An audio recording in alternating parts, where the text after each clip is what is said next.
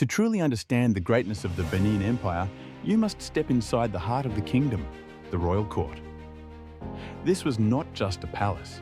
It was a living world of tradition, power, and sacred rituals. Every coral bead, every carved pillar, every drumbeat had meaning. Here, the Oba ruled not only as a king, but as a bridge between the people, the ancestors, and the gods. The Queen Mothers. One figure stood beside the Oba with unmatched influence, the Ioba, the Queen Mother. Her wisdom shaped decisions, balanced politics, and guided the future of the royal family.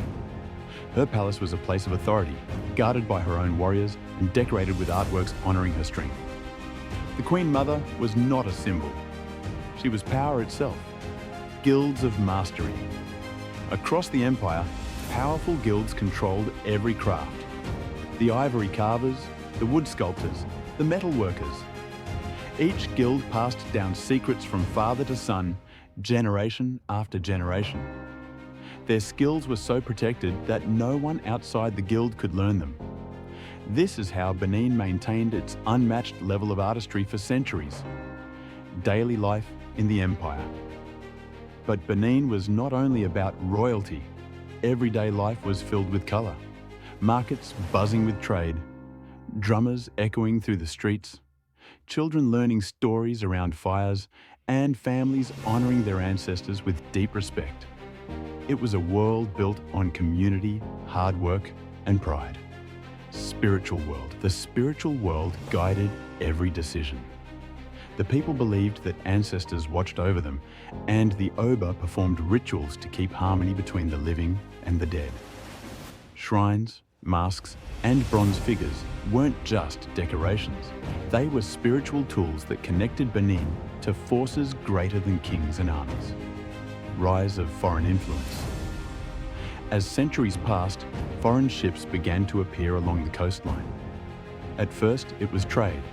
Pepper, beads, cloth, and later, weapons. The Portuguese admired Benin, calling it a kingdom governed with remarkable order. But with new trade came new tensions, new desires, and new dangers. The tension builds. Benin was strong, but the world around it was changing.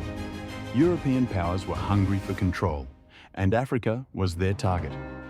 Benin refused to bow. It protected its land, its culture, and its sovereignty with fierce pride. But this resistance would soon lead to one of the most devastating encounters in African history. The 1897 attack.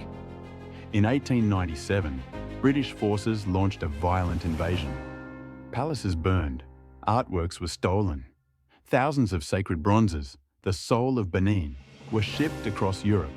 But even in defeat, the spirit of Benin refused to die. Survivors rebuilt, traditions were preserved, and the royal dynasty still stands today. The legacy lives on. The world is now waking up to Benin's truth. Museums across Europe are returning stolen bronzes. Historians are rewriting African history with respect, and the descendants of the Obas still guide cultural traditions. Benin's story is not a tragedy. It is a story of resilience, brilliance, and eternal pride. The Benin Empire is more than history. It is proof that Africa once led the world in art, governance, and civilization. And its legacy continues to inspire millions today. This is the story of a people who refused to be forgotten. Follow timeless tales like comment and share,